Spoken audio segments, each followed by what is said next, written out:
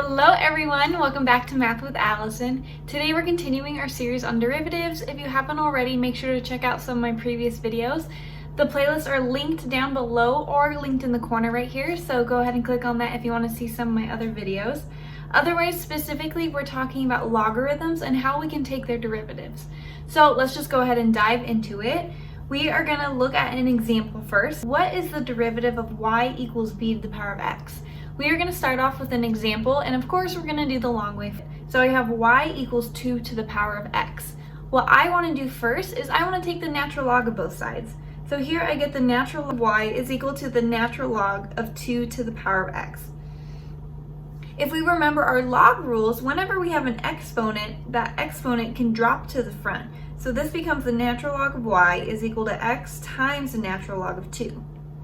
Our next step is actually to use implicit differentiation on both sides. So what I mean by that is I'm going to take the derivative in terms of x of both sides. So our issue is that we have a y, and y is not the same as x. They're two different variables, so actually we have a special little rule here. First, we're actually going to do chain rule pretty secretly. So I'm going to set u equal to y, and that means my g of u is equal to the natural log of u. If I want to take the derivative of y in terms of x, I can't do that. So what I'm going to leave it as is y prime, the first derivative of y. And then I can find g prime of u, which is just going to be 1 over u, using the natural log rules. So here what I'm going to do is fill in what we have. So I get y prime times 1 over u, but in this case our u is equal to y. So I'm just going to fill that in. I get 1 over y. And this is equal to, and now I'm going to take the derivative of the right-hand side. Remember that the natural log of 2 is just a scalar, it's just a number. So when I take the derivative of x, that scalar hangs out, so I get natural log of 2. And the derivative of x is just 1. So that's all I get, it's a natural log of 2. It's like taking the derivative of 2x, right? If we take the derivative of 2x, we're just left with the scalar. So I'm applying that rule right here. Okay, so remember what we're trying to solve for is the first derivative. So really what I want to get is this y prime right here. I'm going to multiply y to both sides, so I get y prime equals the natural log of 2 times y, and we can plug back in what y was originally equal to. Y is equal to 2 to the power of x, so if I do that, y prime is equal to the natural log of 2 times 2 to the power of x. And so this actually gives us our base case rule, which tells us the derivative of some number b to the power of x is equal to the natural log of b, so whatever the base is, times b to the power of x. So the only thing that really changes is we pull out that natural log of b. So if I were to do this example using the rule that we just found, all I would do is y prime is equal to the natural log of the base times the exact same function. Alrighty, so let's go ahead and now use the log formula. So we have log base b of x. Here we have an example, y is equal to log base 2 of x, and we want to find the derivative. So actually what we're going to do is we're going to rewrite this. If we remember, this can be rewritten as 2 to the power of y equals x. So we take whatever the base is, so in our case the base was 2, whatever is equal to becomes the exponent, and then whatever we're taking the log of becomes what it equals. So if I use this, I can do what we did in the previous problem, and I can take the natural log of those sides. So here I get the natural log of 2 to the power of y is equal to the natural log of x. I'm going to bring that y down, so I get y times the natural log of 2 is equal to the natural log of x. We're again going to use implicit differentiation, so I'm going to take the derivative of both sides in terms of x. Alrighty, so let's go ahead and find those derivatives. So again, this is a scalar, so our natural log of 2 is going to stay, but I'm not going to multiply by 1. I'm going to multiply by y prime, because again, we can't take the derivative of y in terms of x, so it just stays as the first derivative of y. Now I can take the derivative of natural log of x, and this is equal to 1 over x. So here what I want to do is I want to get y prime all by itself. So I'm going to divide over that natural log of 2, so I get 1 over x times the natural log of 2. And here we found our first derivative, we found y prime. So we can actually fill this in for the general rule, which is the log base b of x is equal to 1 over, and here we get x times whatever the natural log of the base is. So if I were to apply that rule directly, instead of doing the whole process we did earlier, I just get y prime is equal to 1 over, the x is always going to be there, but we just multiply it by the natural log of whatever the base is. In our case, the base was 2. And here we arrive at the exact same answer, but it took us way less work. So we have the proof and we also have our shortcut. If you want to do the proof way every time, you totally can, or if you want to use a shortcut, you can also do that. Let's go ahead and see some examples of this. So first we have a trig type of problem. We have cosine of 2 to the power of t. So actually what I'm going to do here is I'm going to zoom in, but I want to use my chain rule. So I have u is equal to 2 to the power of t, and then my g of u is equal to cosine of u. That's my outside, right? So I'm going to find u prime, and I'm going to use the rule that we learned. We get the natural log of the base times 2 to the power of t. And now I get the derivative of g of u is going to be negative sine of u.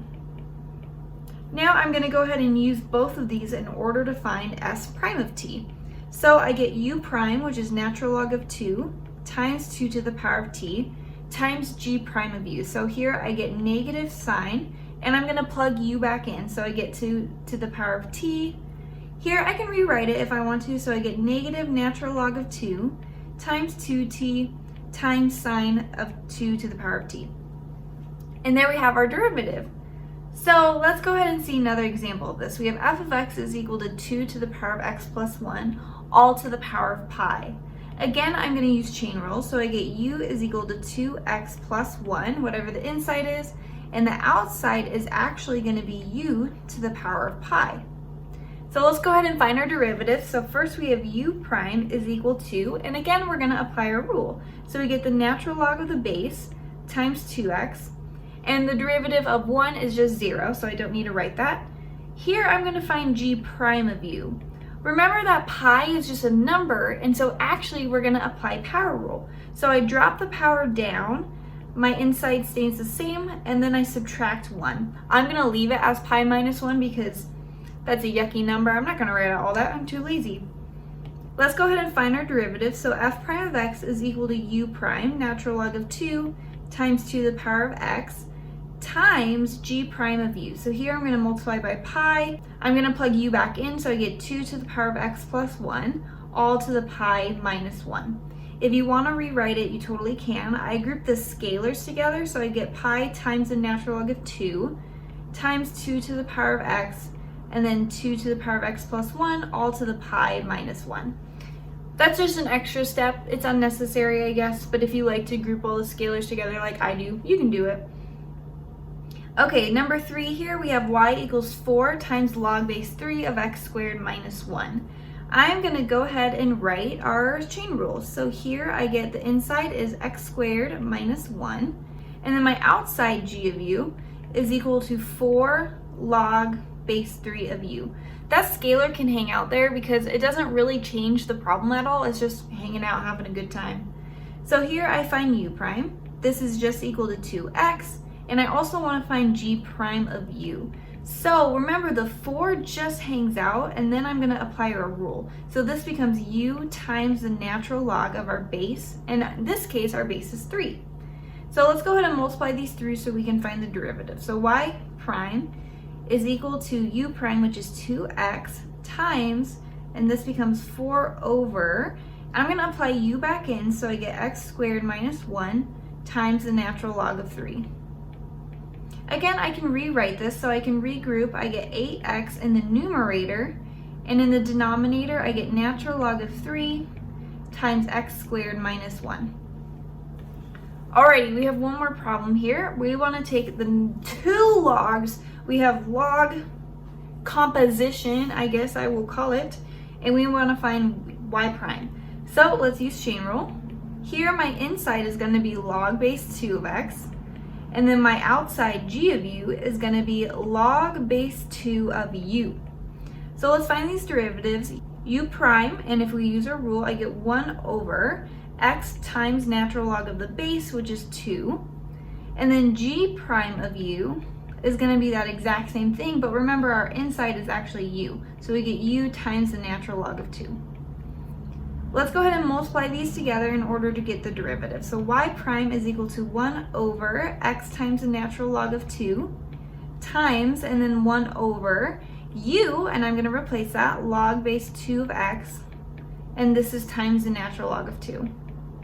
So if you wanted, I think you could leave it like that, but I'm just going to simplify it a little bit into one big fraction. So here I have 2 natural logs of 2, so I'll write that as natural log of 2 squared times x times log base 2 of x. And there we have our first derivative, y prime. So that's all I have for us today in this video. If you enjoyed it, please leave a thumbs up and comment other topics or problems you'd like to see done. Thanks for watching.